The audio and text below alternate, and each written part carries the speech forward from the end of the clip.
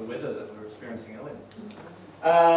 Yeah, as Anthony said, informal, yell out, ask questions.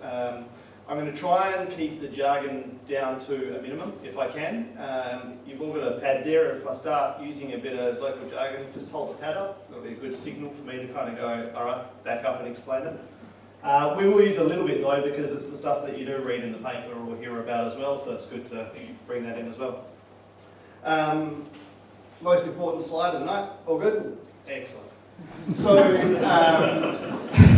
look, I'll get into being a financial advisor, but tonight is generalised advice. It's not taking your personal situation into account, and it's not specifically for any one person, but otherwise, yeah, enjoy. Bit of background. So the squares on here are where our clients are through New Zealand. We've got Kiwis around the world as well, but we do know what south of the Bombays looks like, and do get down to the Waikato quite a lot, so nice to be down here. I'm a licensed financial advisor. The regulations changed again earlier this year. So previously we used to be called authorised financial advisors. You might have heard that term. So I was one of those from when regulation came in 2011. Started back in 2007. And yeah, 100% independent and specialise in portfolio construction. And yes, there's a bit of jargon there, but we'll get into that through the course of tonight. I've also got, on top of my licence, I've got a DIMS licence, which is a Discretionary Investment Management Service licence, one of 7 in the country. And I've also got my CIMA qualification, which is Certified Investment Management Analyst, one of 2 in the country. It's a global, so about 12,000 of us worldwide, and that's on top of Bachelor of Commerce as well. And Josh is doing his CFA, or Chartered Financial Analyst. It's a 3-year qualification plus 5 years of work experience as well. He's just finished his 3rd year 5-hour exam a couple of weeks ago. So nothing like having to carve up to going in for a test. I talk really quickly. I'm slowing this down at the moment. How's this on pace? People hearing that okay? All right, good. This is good. Nodding's good. This is good as well. It's probably time to move on. If you want me to slow down and go into anything, let me know. If you're kind of going, yep, we've got that, move on. You know, I pick up the signals pretty well. But I'm going to try and cram about 2 hours of information into about 45 minutes.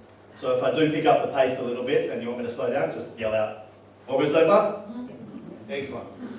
Our intent. So our intent for this session is to provide you with info to help improve your understanding of the world of investments. And I've also put in what was in the invitation that was sent out.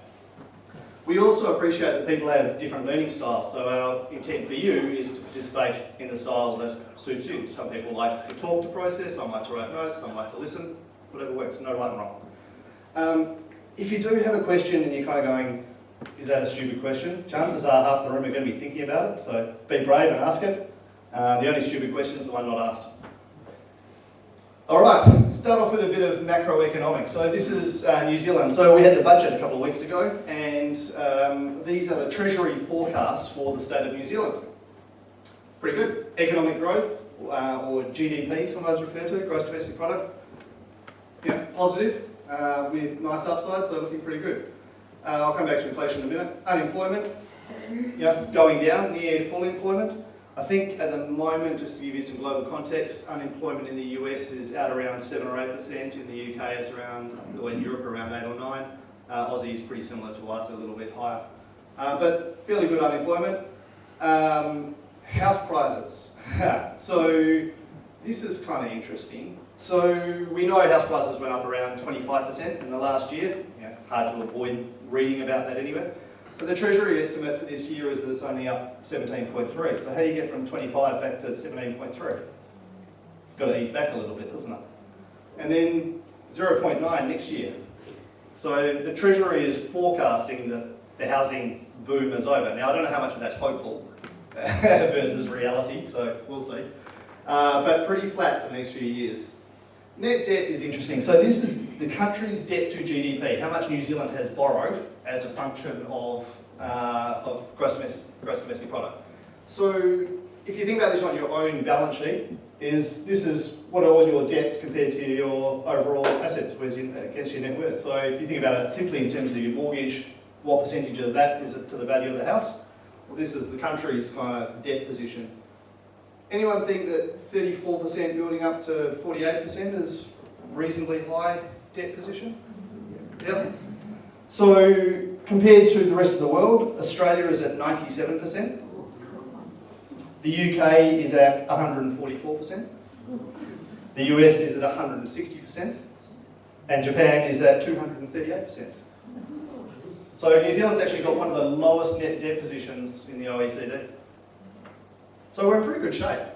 So I come back to inflation. So this is inflation, CPI, cost of goods going up each year. Currently forecast this year for 2.4 and then dropping to 1.7 and 1.8. I'm calling bullshit on that. I can't see it being that low.